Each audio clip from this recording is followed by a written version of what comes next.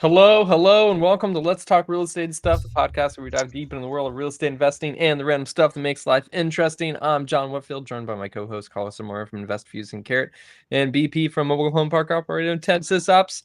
Hello, gents. How are we doing? Do we feel more positive about the world after our episode on how it's going to end? More inspired. I'm almost done Terminator 2. I said I was going to go back and watch the Terminator. So those, but dude, it is like so eerily the same exact thing that's going on. Like I saw something this week of like an automated either drone or plane that maybe Russia's trying out, something like that. It's almost like an exact carbon copy of what's going on in Terminator as what they're projecting in the AI 2027. Yeah. So no, I feel good. I'm kind of getting like motivated, fired up by it, which is good. PP, how we feeling? I introduced my son to Independence Day, which, by the way, for all of us old people who have seen it on net, whatever it was, I think Amazon, they have the extended cut.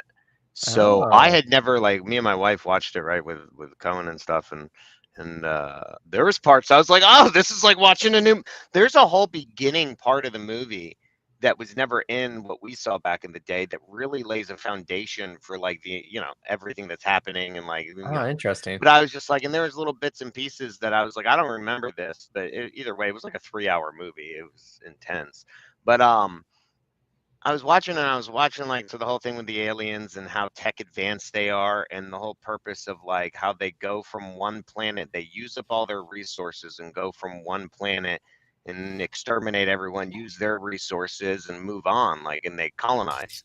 And I was, dude, honestly, I was like, well, that's us. Like, I thought of the AI thing of what we talked about with the other ending of how we go into space. And I'm like, well, that's it. That's us. Like, we've used up this fucking planet. We have fucked it up. Like, AI, our tech has taken over. We need to go somewhere else. What are we going to do? We're not going to be like, hey, guys, can we move into, like, your planet? Like, can we, like, be, live? No, we're just going to come in and we're going to, like, kill whatever's there. I was really thinking about it, and I was like, well, shit, dude. And how advanced they were. And I was like, yeah, I was like, they're all tech. And I was like, I guess that could be us too. Like, in the future, like, this could be what our civilization turns into. So it's really weird how I related like a 40-year-old movie, and I thought it was funny how, what was it, 1996, and this advanced alien civilization, and here's Jeff Goldblum going in with some beat-ass computer, like, I'm gonna upload a virus with the internet's just been invented, but I'm gonna go into space and upload a virus that's gonna like take down this like tech superior alien race. But like, yes, our DOS system is going to advance. I was like, and like floppy disk. Yeah, when I was young, I was like, oh yeah, this is believable. But now I'm like, there is no way in '96 we were like, yes, and they're like, we have a transmitter that'll let us know when you upload the virus. I'm like, in '96 they were like transmitting fucking wireless. Come on, anything's possible. We sent people to the moon on computers that. No, I still believe that. But let's not get into the moon argument. All right. Let's not get into the moon. Let me go get my moon book and prove you wrong. But anyways, I'm more than willing to do a moon debate with you. Wait, BP, you think that we didn't go on the moon, and John, you think that we did land on the moon? No, I think we landed on the moon. Oh, and John thinks that we didn't? No, I think we landed on the moon. Oh, I thought you were saying we didn't land on the moon. Oh, no. I'm saying that humans surprise you, like computers have just been invented for space race, and we managed to land on the moon with them. No. I was debating. We watched that movie with Channing Tatum or whatever it was, and what's her name? The Fly Me to the Scarlett Johansson. I haven't seen that. Is that a good one? Yeah. But like movies. And so now I was debating my wife, because then she listened to something that was like anti-moon, and I was just like, now here I am having to argue with my wife about like the facts of the moon landing and like all the evidence that shows. I'm like, I get it. It's like the flat earthers and the ice wall and all you this can't stuff. see what you can't believe what you can't see. Yeah. I think what's the point? Anyway, so I thought it was interesting.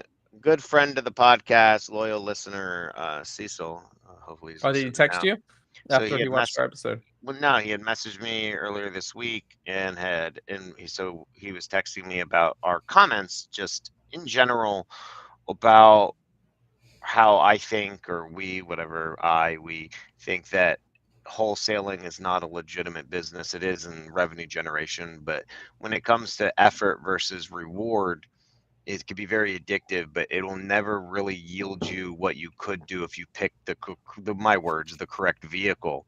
And he was referring to our friend, our ghost friend of the podcast, Nick Perry, who we like to invoke his name all the time, although he's never been on the show, and has not given us authority to use his name that much.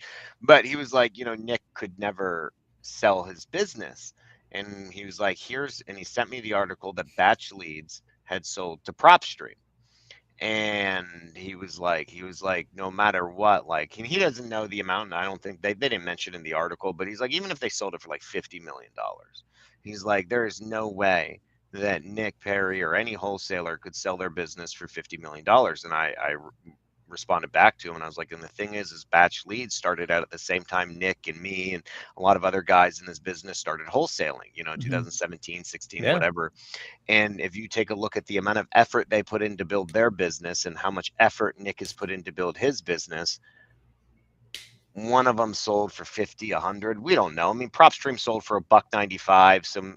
This one probably didn't sell that much, but you got to figure 50 to 100 somewhere in there at least, right? Maybe more. I don't know. But they both put in the same amount of effort, same industry, kind of. One had just a different vehicle or angle on the industry. The other one went into the wholesaling sales angle of the industry.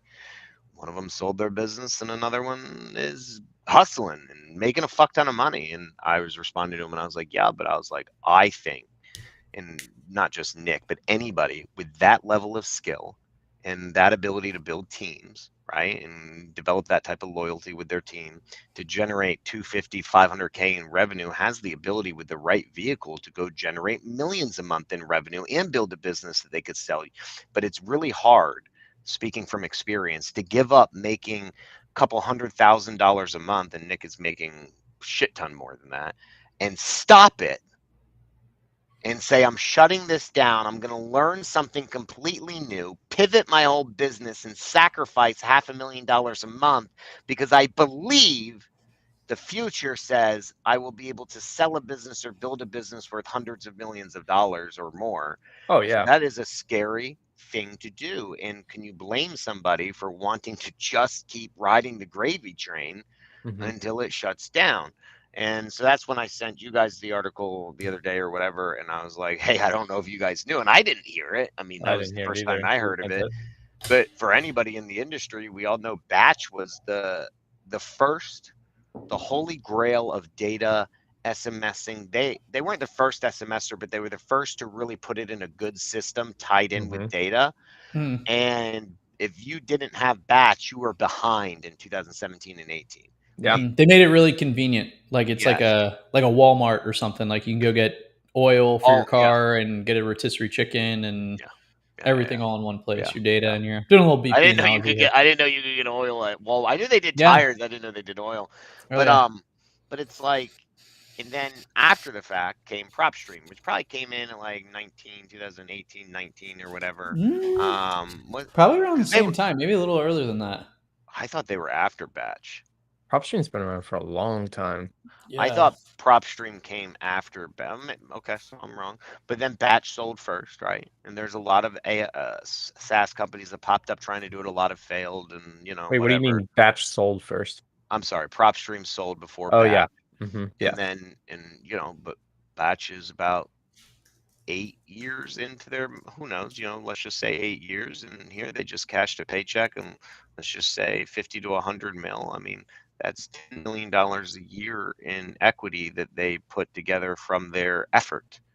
So what would you rather do as a wholesaler, right? Like when you look back and I think those types of people are like very different though. Like somebody who's going to go build a product to potentially sell it for, let's say, $50, $100 million, whatever.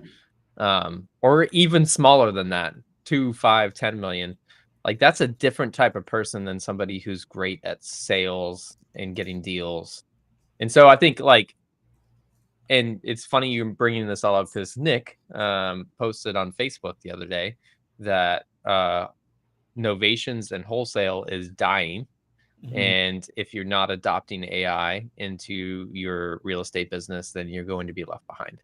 And it has like 50 comments on it about like what people are doing, what strategies they're looking into. And even Nick in it, he commented to somebody that he's like looking into a real estate fund. And like we know Nick has invested in other things with the money he's made from wholesaling. So like his path towards wealth is the one we've talked about on the podcast before, which is like take your wholesale money and do other things with it. You don't necessarily need to build a product for it, but people like Batch Leads, they had a wholesale business and built this product, and that was Yeah, their you need to forte. transition it into something. I That is agree. your strength. Like, what Yeah, is that it is that your you're? strength. Yeah, what is it that you're good at? And like, so then I saw this thing with Hermosi, and I'm probably gonna mess this up, but he kind of referenced what I've been saying or what I did, but he's like, there's like 4 different ways or something to get wealthy. He's like, you use other people's money. You use your money to buy other people's business. You use other people's monies to buy other people's businesses, right? Or you use your money to grow your business, or you use others people's money to grow and scale your business. But if you kind of look at like the common denominator there is business, right? Like all business, a solid foundational business, but other people's money. Being able to scale capital, I guess, is the real key to success in a business. And that stands true to any industry. So Yeah, if you want to look at it from a SaaS point, any SaaS person will tell you like they need capital to scale their company. It's really hard to bootstrap. You can, but that is number 3, right? Using your own money to scale your business. But the ones that grow, like look at like an oil and tire place, right? Or an AC place. A lot of these mom and pops, they use their own money to scale, but they don't ever scale. They just grow and they build a healthy nest egg. And then in comes other people's money, mhm, OPM. And somebody with a fund comes in with other people's money, buys other people's businesses, and grows it to a point that mom and pop could have never dreamed because they're rolling up multiple businesses together and scaling. And so I think that's the main point there. And so, yeah, if Nick is going to put together a fund or whatever he's going to do, I think that's the key ticket is like you need to be able to raise capital to scale a business.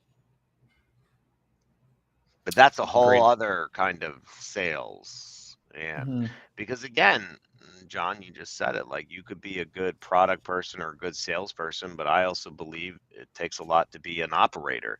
So you can Yeah, be a good salesperson and raise capital, but what I've learned with capital raising is one thing those people want to know is when I give you my money, what's happening to it and what's your, so I think Nick could probably try to raise all the money he wants, but then he has to have a partner or a team or show them his experience and say, I personally have done this. Now, where I think there could be a wall is if you've built a persona on vacationing and relaxing and other people doing stuff with your business, and then you go and try to tell me or somebody else, give me $250,000 of your retirement money and let me put it to work. And trust me, I did it on what, for Thursday night before July 4th, we were raising 100K from somebody, and their question was, who's doing the work?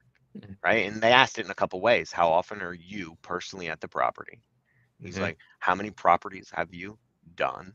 And who is doing the stuff on site? Like, who's your team? So they're wondering about the work, not just like, am I a good capital raiser? You know what I mean? They want to know. And if yeah, they go to my social media and they see me on a boat or they see me on vacation 24/7 flossing, then they have a problem. And it reminded me of a story. I'm sorry, I'm kind of tailing off, but I used to read these hedge fund books all the time.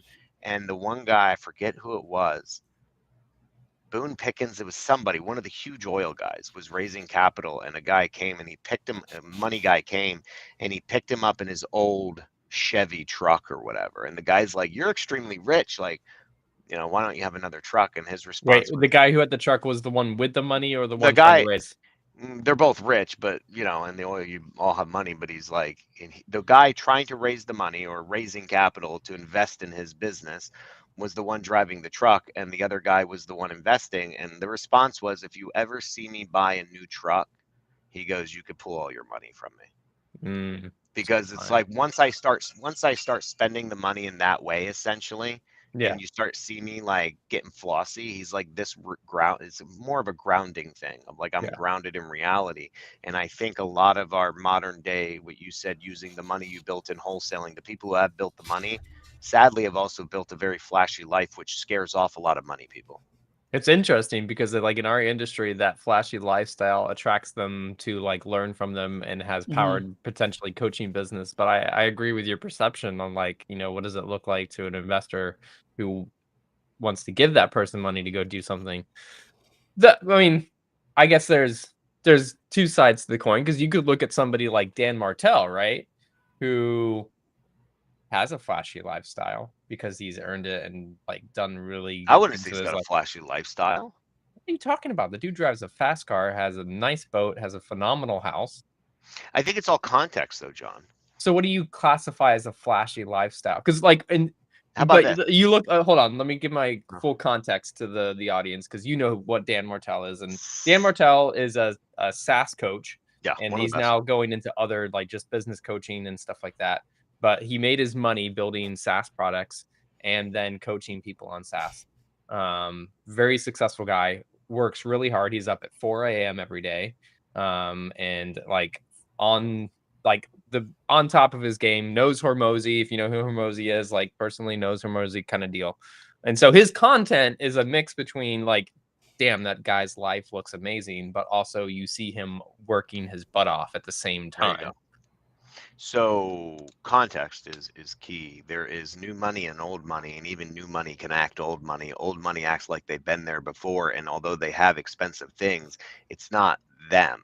New money makes their personality and everything about them be the material items that they have. So if you take a look at a lot of the gurus, when they buy their cars or go on vacation, their pitch is, I am so rich, I am able to do these things. I am so rich from what I've done. I am vacationing and not working on my business. That's literally the pitch. Freedom too, yeah. Yeah, Like I have money in the and that's freedom. it. And my argument, and anybody who watches this knows, that's a crock of shit. There is not one real business leader out there that brags about not working on their business and being able to walk away from their business for 6 months. Jeff Bezos, when he's getting married in Italy, isn't like, hey guys, I'm so rich, I don't need to work. And that motherfucker's still working on his business when he's on fucking vacation. And I've always headbutted against people saying that because I think it's a crock of shit. But so that persona, right? Now, Dan Yeah. Martell has flashy things, but his ads, his content isn't about the flashy things. Right. His content is about him working. And yeah, he may pull up in a Ferrari, or you see him on his boat in Canada or wherever his lake house is with his family, spending family quality time. And the 90 other percent of his content is him giving speeches, helping the young kids learn business, talking to business leaders. And so when I look at that, like I would give Dan Martell my money, I would not give unnamed wholesaler my money and saying, well, just because he made millions in wholesaling, Right. he's going to Yeah. do good. And no, because wholesaling is not real estate. If the majority of wholesalers try to go into real estate as a fund operator, it's two different businesses. It is stewardship of capital, and it is operating the real estate, two of which no wholesaler actually has done.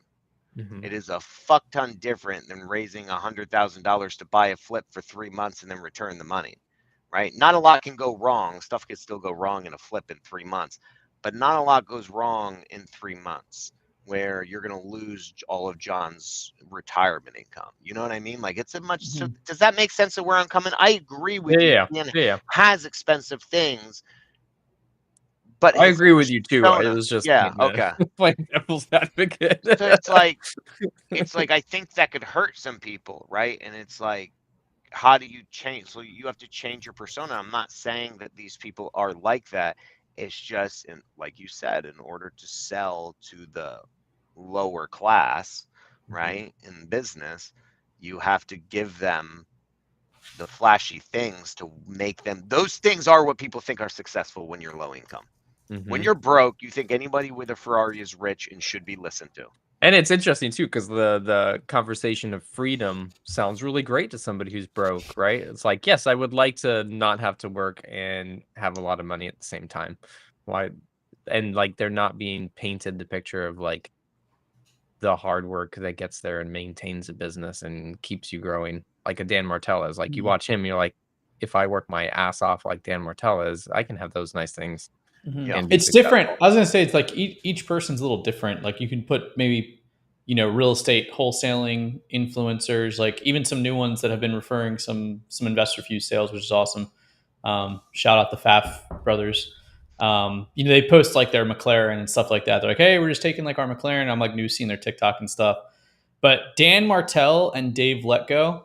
Dave Letgo has sick. I don't know if you follow him, BP, on social. He has some sick, just like history to use in his TikTok or videos, like working at McDonald's, Yeah. like all types of stuff. He's like literally in the window, like working at McDonald's. So those guys frame all the Ferraris and stuff like that. They're like, this is just an accomplishment.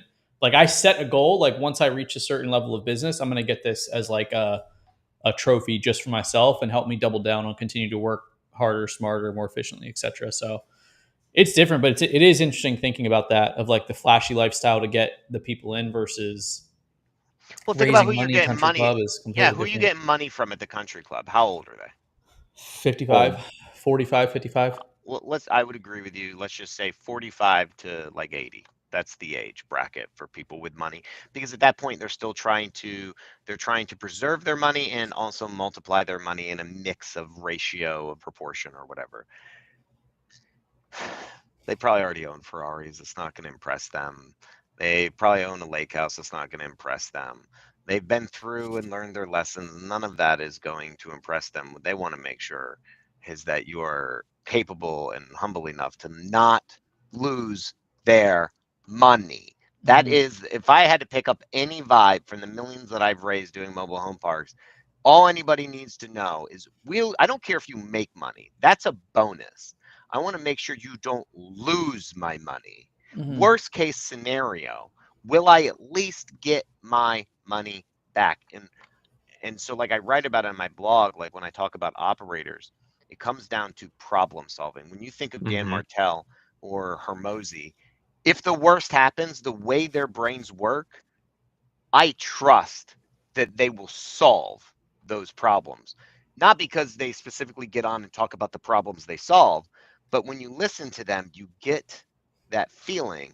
And so, like, if that's the inputs that I'm getting from them and they go to raise capital from me, I'm like, you know what? Like, I can't predict good or bad things happening, but I can say if something bad happens, like, that's the type of person that would do that, right? Like, they've experienced those. So that's the other thing is like, what persona are you giving out?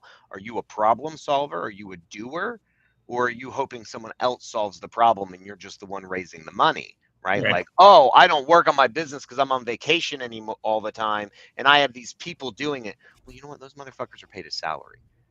You have the equity. So when shit hits the fan and you're out in Venice or you're out in fucking Cabo or whatever, and my money's at risk, like, are you getting a home? Like, are you flying home? And like, are you flying commercial? Are you flying private? And whose money is that? And like, to support your lifestyle, are those the fees you're taking from me? Because that's a huge thing.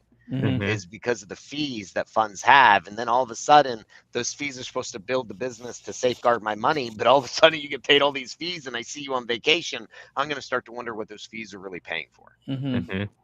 It's like I remember I'm thinking of the AI generated videos with like the apes. It's like here out here about to fight all the men. I'm thinking of like a guy that's raising money, just living extremely frugally, like eating like ramen. Like, hey, I'm just spending every dollar, living as frugally as possible to make sure my investors' money is safe and secure. But I think It's funny thinking about it and hearing your perspective on it, BP, since you're in the thick of it. You've done. I guess you haven't like sold courses for wholesaling, but now that you're in the thick of it, doing it every day, doing 100K raise negotiation the other day, definitely interesting thinking about it. I think it also works in the other way. Nobody wants to invest with the person that is, hey, I'm eating ramen and I'm so frugal, because they also want to know that you're successful. Right.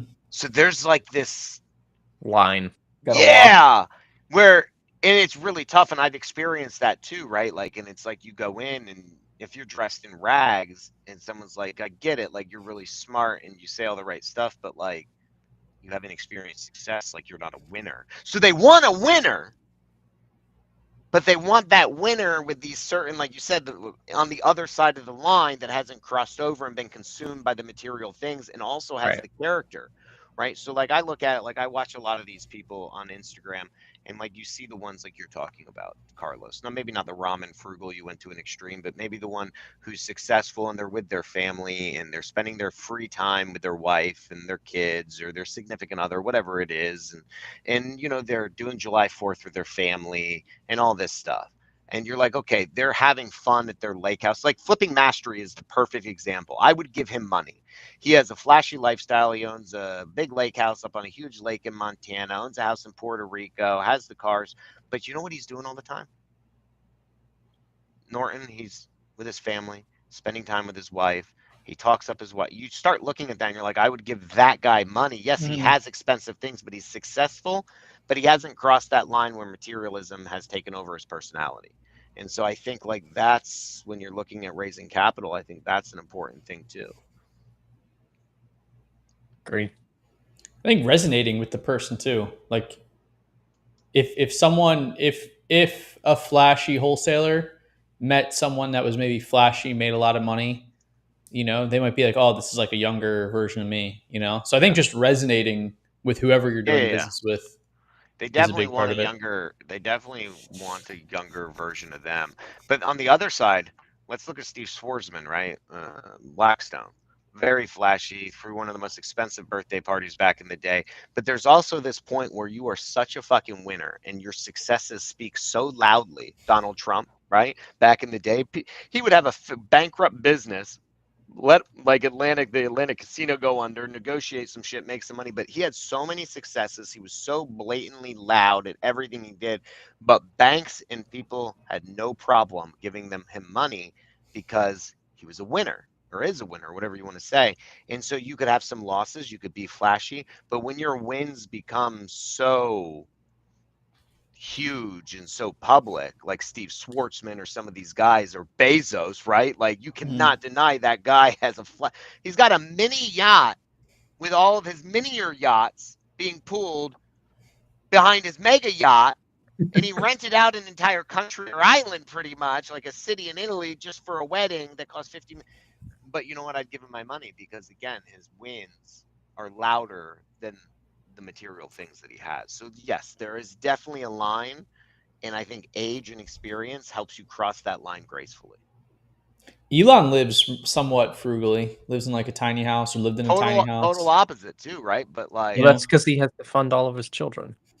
yeah, he has a fuck ton. He just keeps impregnating people. He's gonna keep. And They're gonna keep coming too. which is another thing. I saw this meme, and it was like it was two things, and it was like this fat ugly dude and this hot young chick, and it's like, you know, and obviously the chick's going after the fat dude, right? Like this is who the girl, and it's like this is what fathers need to tell their daughters why they need to get educated. And then the other one was a fat dude, same thing, fat dude with a hot chick, fat old dude, and this is why dads need to tell their sons why making money is important. Yeah, and it's such like this thing, and it's like because Elon's not like good looking, and he's not in shape, but he's the richest man in the world, and apparently has like 12 baby mamas and more people lined up to just have his babies, and it's like that's what money does for you, I guess. But yeah, sorry to interrupt your thought. I agree with you, Carlo. I mean, let's say frugally for the richest man in the world, right? He wasn't. He wasn't. I mean, back in his younger days, he bought, what was that car? I mean, he would buy fancy cars, and Bill Gates was the same way when he was young, and you grow out of it in age. But also, I would give my money to Elon not because of his frugalness, but because of all of the problems he's solved. Like I was helping my daughter invest some of her money, and so she bought Tesla when Elon was in the thick of the Trump stuff and everyone hated Elon. And she was like, why am I going to buy Tesla stock? It was like 200 and some bucks. And I was like, never bet against a man who has been through what Elon has been through. That man will come back. Doesn't matter what the peons say. I was like, you never bet against a man who's been through that much shit and has had that many successes. This is just another bump in the road for him. So she bought his stock. But like, that's true too, right? Like you also bet against or bet for the person, like Hormozy. Like you bet for him because of all of his losses, right? Because you know those losses were real lessons, and look what he has done since then. And so you look at those things too. I would buy Tesla stock after reading AI 2027. I feel like Tesla's pretty positioned to be successful through that. I mean, not just Tesla also has some other stuff with doesn't they come out with a house too? Well, just like their taxi cars and their robots. Yeah. Done. It's $301 right now. So she's made a pretty penny over the last like 5 months on her money that she's invested, because obviously she gets money back from her what no longer is going to exist, some of these federal money, and a lot of kids spend it. So I worked out and I made her buy investments. I was like, kid, worst case scenario, you have less money to spend right now and go out with your friends. Best case scenario is you have money to pay off your loans when you graduate, because you don't start paying on it until you graduate. So instead of just spending the excess money that you're getting, it's free money at this point, invest it and allow it to pay off your fucking loans in the future. It's leverage of money. But anyway, batch sold. Wholesalers, take note. Figure out what you're going to do next with your life. Nick Perry says novations and what'd you say? Wholesaling is dying and you need AI in your business. And I was going to say something, John, when you said that. And it reminds me of what Alex Ottawell said when back in the day, when he's like, when you have a business that needs to cut all of its staff and hire $3 an hour VAs to make your business make money, it's not a real business. And I was thinking about like everything wholesaling has went through. When you have a business that needs to constantly pivot every single year due to regulations, laws, competition, it's not a business. That is not like that is and competition happens, laws, regulations happen, but at the pace and rate that they happen in this industry, right, you shouldn't have to battle 3 different fucking things every single year, whether it's marketing changes, law changes, strategy changes. Like, come on, dude. Like, when are you going to get the fucking hint? You're literally putting yourself in this situation to solve these problems. There's better ways. Agreed. I would also say, too, just a quick Evo posted in the Family Mastermind group. So just to clarify, and I may have said this in the article, he said 2 of the 3 brands I co-founded, Batch Leads and Batch Dialer, have been acquired by PropStream/Stewart Title. But he said this move is strategic. It allows my co-founders and I to sharpen our focus and go all in on our core passion, data in all capitals. We are now dedicating 100% of our energy to batchdata.io, the singular mission of becoming the leading data and AI platform for the entire prop tech industry. That's really interesting. Okay. But they sold to a data company. But they I said know that PropStream is a data company. Yeah, but they said that, and so is Stewart, right? Stewart is about aggregating data, and Batch many years ago said they were going to focus on enterprise data solutions. When they stopped innovating for the wholesaling space, right? All their products, they pretty much stopped after the dialer and SMSing and stuff, and they didn't really do much. That was because they came out and said they were focusing on data enterprise. That was probably like 2022, 21. And look at, they succeeded. They made a focus, pivoted, and sold for, I bet you it's 100 mil. Gotta be 100 mil. I don't know if they're not getting the data part, which has all the AI features in it. I can't imagine it going for 100 mil. No, I think they did get in. I think he's saying that like they're now, like the way I read that was they're now like put in charge of that business line of the overall business instead of worrying about the rest of Batch, which has been eaten up and put in together with PropStream or whatever else Stewart owns. They're going to singularly focus on Batch data as their core product or profit center within this larger conglomerate is the way I looked at it. Not that they kept that part and sold the rest. I thought they sold it all, and now they're going to just focus on this product. I don't know, man. I could be wrong. I mean, maybe we'll get more info. Sadly, since it's a private sale, we'll never. Yeah. No, it's really interesting because PropStream, like, honestly, looking at data providers, are a little bit behind on the AI space. So when I read that article, I was like, oh, they went and got Batch's AI functionalities and can add on like cold calling and texting. But that does not seem to be maybe the case. Yeah, I took it differently, but who knows? Somebody needs to. They're never going to say. I mean, I wonder if we'll come up with the sale price, because we all knew what PropStream sold for when it was public. And Stewart, well, actually, yes, we will find out. Stewart's a public company. Stewart's a public company, so if this sale just happened, we'll find out next quarter in their quarterly financials, their 10Ks.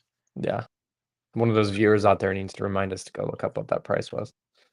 Yeah, they have to publish. It'll be buried within the docs, and if it's not in the 10K with the details, it'll be in the year end at the end of the year, because that's more robust than the quarterlies. Yeah, really interesting. In other acquisition slash merger news, REI Sift and Dataflick have merged. Yeah, what is Dataflex? I don't know if I've ever heard of Dataflex. Have I It's heard of this? like Batch IO data. It's AI powered data for real estate investors. So REI Sift's play was always the best way to organize and like par down your lists to a targeted list, and then they added on a CRM element.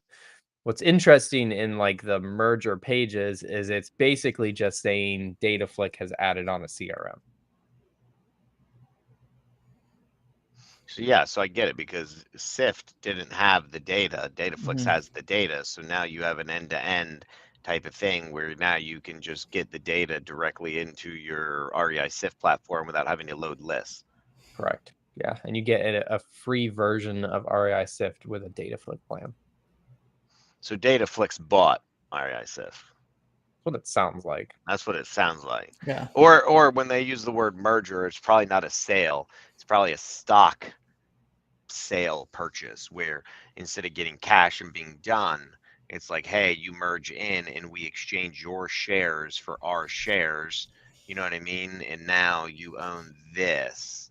And so maybe there was some cash involved in that too. I mean, if it was me, I would want both. If Mhm. that was the way it was going to play out and it wasn't just a straight cash sale, I'd be like, okay, give me, 10 mil, 5 mil, whatever my value is, of give me 10% in cash, the other 90 in equity, and then you hope Dataflix, I guess, in the end then gets bought out, Yeah. and then you cash in, which is how a lot of SaaS companies do it. It's a merger upon a merger, or a buyout upon a buyout. You keep getting your shares, and eventually a big fish comes along, buys out everything, and then you get Dan the money Martell from did it. the exact same thing. Yeah. It's one of his stories. When one of his companies was acquired, he had to stay on to work there, and he for the equity or the whatever shares, and then he didn't he bow out early? Is that right? Like he was just like miserable, but it Man, ended up working out for his other Oh, sure. co-founders because that company was then acquired, and so they made their money that way. for some, when you said that, it started to sound familiar. Like I heard him talk about it on a podcast, but I don't actually know. But it did sound familiar when you said that. Like I feel Mhm. like I've heard him talk about that. I've heard him talk about that in person. So at one of his masterminds. Yeah, that's interesting. I mean, again, look at REI Sif. How many wholesaler turned into data and software and selling his business, Dataflix, all these guys, they did something. Mhm. Using other people's money to scale their business, or their money, and now other people's money. You know what I mean? Mhm. That's really interesting. I mean, Dataflick does predictive AI data, pay per lead as well, skip tracing, Google Google PPC, stack niche data. So yeah, they do stack Dataflick niche data. does? I mean, according to their website, yeah. Interesting. Huh, very interesting. You know what Dataflick's starting price point is? Hmm. See if you can guess for everything I just said. 199. $500 a month for a What the micro fuck? county 6-month agreement. Oh, wow. That's just predictive AI data. See, here's my issue with that, is how I look at batch leads. I have a negative attitude towards the wholesaling space in total. I think wholesaling is dying. I think that avenue is dead. And I think flipping and realtors and some form or another, that's going to be, it's going to go back to the way it was pretty much. I'm a big thing about revert back to the mean of everything. Everything reverts back in cycles. And so what Batch did, I looked at it as genius, because I was like, man, they got out right in time, because subscriber bases are going down. It's like, if you don't have a hook into all real estate and your thing, and like Sift is all about, yeah, flippers are good, but again, that flipper has to be trying to get his own deals to Mhm. want REI Sift. And I think that's all dead. I think it's all dying. I think data's dying in the world of the normal investor, right? The regular Joe type investor, because the money's not going to be in it anymore. And so batch got out. So REI Sift is with Dataflix, and they're like, okay, $500 for an account. Like that might have worked in the heyday, but like, That's yeah, one. I mean, hang on, let me screenshot this so you Yeah, can I pulled it up too. you can fully understand what I'm talking about. So that's just for predictive AI data in a micro county. That's if you want stack niche data, it's $100 a month. Pay per lead is a flat $350. Google PPC is $2,500 a month, and then skip tracing is I regular. didn't know they did all the pay per lead and Google pay per click stuff. This doesn't sound like marketing though. It sounds like optimization. I guess it says daily optimization. Offline conversion reporting, video and display production. Interesting.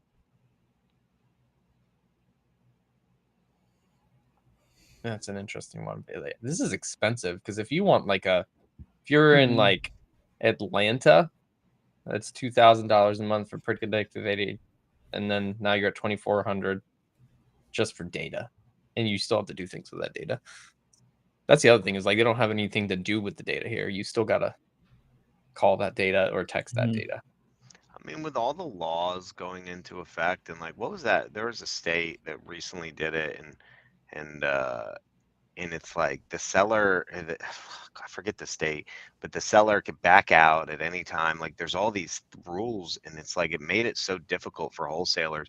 And I was talking to a flipper locally, and we were just, he was shooting the shit, frustrations with wholesaling and all this stuff. And he's like, I just want deals again. He's like, and he still does a shit ton of deals, but he's battling all these wholesalers, and every month it's like another cockroach pops up and is trying to pitch a deal. And he's like, he's got to keep tabs on all of them because he's got to buy from as many as possible. And every month there's like someone new and someone's out of the business. And anyway, we were just talking, and the general consensus is like, with the laws going into effect, and eventually every state will have them. It's just, and it may take 3-4 years. Who knows how long it's going to take? But every year, another couple are going to do it. That's what Nick was saying in his post. Yeah, and it's an inevitability. Realtors will wind up winning, and you'll have to have a license. And once you have that, all these rules and regulations come in. And even then, if you're buying it for yourself, the seller has the right. I mean, it was the dumb. So sorry, I'm jogging my memory. The law was, if you're buying without a realtor, you have the right to back out. The seller has the right to back out of that contract at any time, pretty much. And I was like, man, that is like a monopoly, because like that's almost like what do you call it, prejudice bias against an individual buyer, right? Like you're now saying that you have to have a realtor to have any protections on your contract. And your contract has to say that you give up all your protections because you're not using a realtor. That was a wild read for me. And I was like, man, that's like a monopoly for realtors. They're really trying to protect themselves. And you could see all that lobbying money going into effect.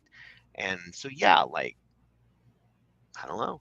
I think you need to be looking at real estate in general, portfolio, like as a SaaS company. You need to be looking, everyone's talking about AI, and that's all well and good. But at the same point, your software needs to allow people from all spectrums of real estate, from the person looking for a deal, from the person flipping a deal, from the person holding a portfolio or trying to buy their own portfolio. Like, if your software can handle those different aspects of raising money, all these things, then I think you'll survive. But if you're focused on the guy going to get the deal, that's going to be a tough road, as getting the deal becomes harder and harder. Yeah, for sure.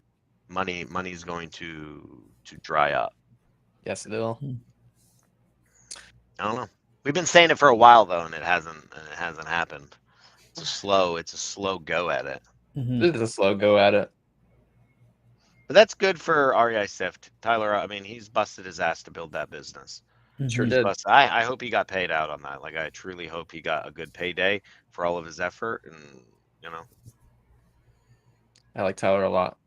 Yeah. I never met him personally, but from what I see, he looks like a solid dude. Yeah. Definitely. Yeah. I was a little mad the day he built a CRM, because he told me when he built REI Sift he wasn't going to build a CRM, but whatever.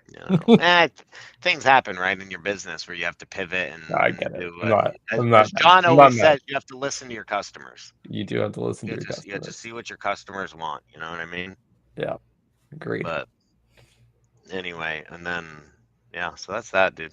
That was it. I just wanted to bring that up. I guess we talked about it for the whole episode. We kind of went off. I thought it was very interesting when a listener texted me and sent me.